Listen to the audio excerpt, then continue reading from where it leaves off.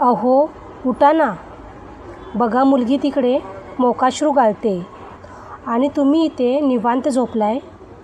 माधुरीच्या आवाजाने अगदी खडबडून उठला तो. काय झाले असेल श्रेयाला? जाऊनच बघतो तिच्या रूममध्ये. तिथे बघतो तर काय, श्रेया मुळूमुळू अश्रू गाळत बसलेली. बाजूलाच लाल डाग पडलेली चादर सगळं सांगून गेली त्याला. त्याने मायेने तिच्या केसांवरून हात फिरवला. लेक अगदी पोटाशी बिलगली. त्याच्या कपाटात असलेले सॅनिटरी नॅपकिनचे पाकीट तिला देऊन त्याने तिला अंघोळीला पाठवले. माधुरी गेली आणि दोन्ही पोरांची, अर्णव आणि श्रेयाची जबाबदारी विवेकवर येऊन पडली होती. माधुरी असताना या सगळ्या गोष्टी कधी त्याला बघाव्याच लागल्या नव्हत्या.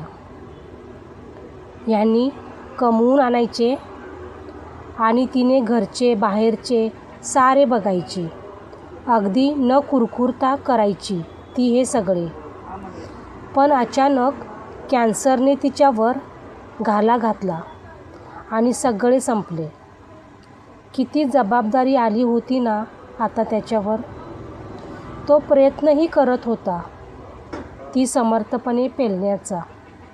पण काही प्रसंग मात्र आजसारखे बिकट असायचे. नकळत त्याचे मन भूतकाळात गेले होते. किती सुखाचा संसार होता ना दोघांचा, अगदी दृष्ट लागावी असा. माधुरीशी लग्न झाल्यावर त्याचे आयुष्य अगदी बहरत गेले होते. होतीच ती तशी दिसायला, अगदी नक्षत्रासारखी सुंदर, स्वभावाने सगळ्यांना जोडणारी. ती जीवनात आल्यावर त्याने अगदी मनोमन विचारच केलेला, हिच्याशिवाय आयुष्यात दुसरीला स्थान नाहीच. लग्नानंतर अगदी सहजतेने तो उत्कर्षाच्या शिड्या चढत गेला आणि ती मनापासून त्याला साथ देत गेली. संसाराच्या वेलीवर 2 गोंडस फुले ही उगवली, अर्णव आणि श्रेया.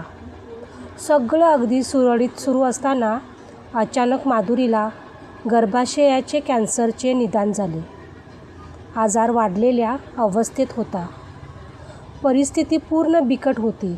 माधुरीला स्वतःची भविष्य आता उमगले होते.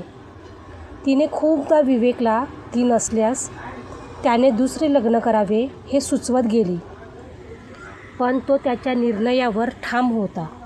माधुरीला कसेही करून जगवेल याच आशेवर तो होता.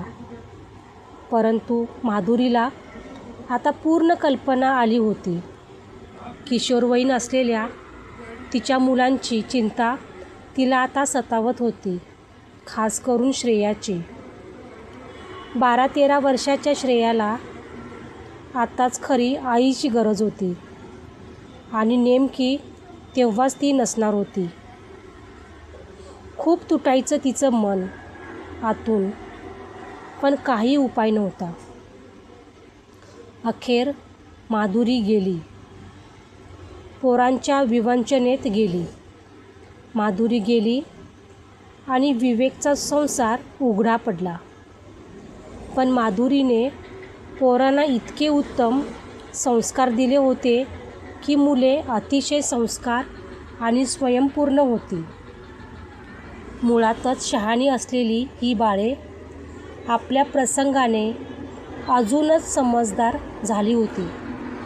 सगळ्यांनी त्याला दुसऱ्या लग्नाविषयी सुचवले, पण त्याच्या निर्णयावर तो अगदीच ठाम होता.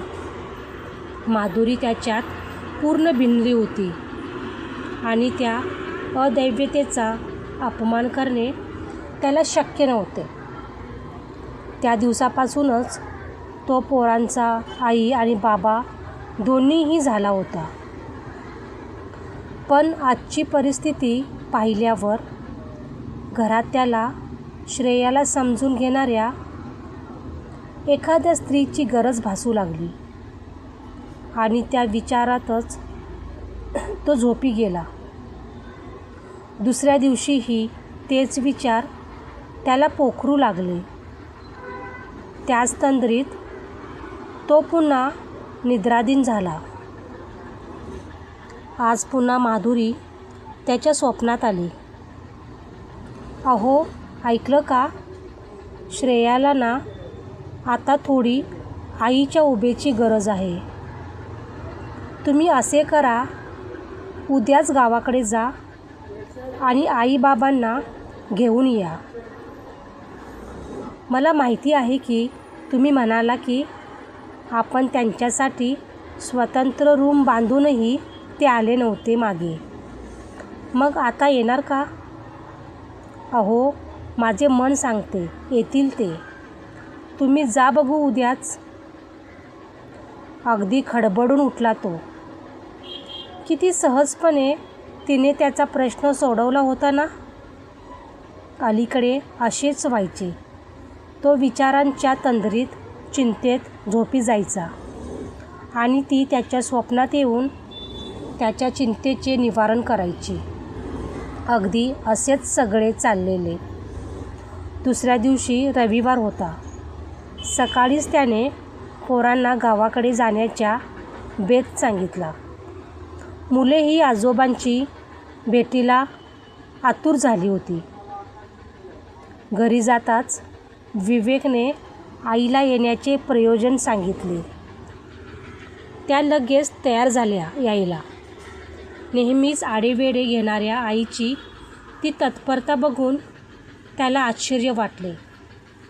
मग त्याच बोलू लागल्या. अरे, काल माधुरी माझ्या स्वप्नात आली आणि बोलली, आई, कशा हो तुम्ही? पोरांना आता गरज आहे हो तुमची, खास करून श्रेयाला. तरी तुम्ही इथेच?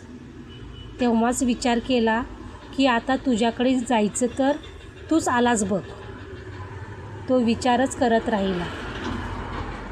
माधुरी गेली होती, पण तिच्यातील आई मात्र गेली नव्हती. ती तिथेच रेंगाळत राहिली होती, तिच्या मुलांची काळजी करत. नियतीने डाव साधला होता, पण ती तिलाही पुरून उरली होती. विवेकच्या स्वप्नात येऊन त्याच्याशी हितगुज करून ती अजूनही तिच्या मुलांचं हवं नको ते बघत होती. नियतीही तिच्यापुढे झुकली होती. आता आई बाबा दोघेही आले होते विवेकसोबतच. त्यांच्याही मायेची ऊब पोरांना मिळणार होती. त्याची बरीचशी चिंता आता मिटली होती. आणि मुख्य म्हणजे त्याची माधुरी, त्याच्या पोरांची आई, होती ना त्यांचं हवं नको ते बघायला, त्याच्या स्वप्नात येऊन सांगायला. आई मरते, पण तिच्यातील आईपण आणि पालकत्व कधीच मरत नसते. ते कोणत्या ना कोणत्या रूपात पोरांच्या मदतीला नेहमीच धावून येत असते. कथा कशी वाटली नक्कीच एक कमेंट आणि लाईक आपल्या आईसाठी. धन्यवाद.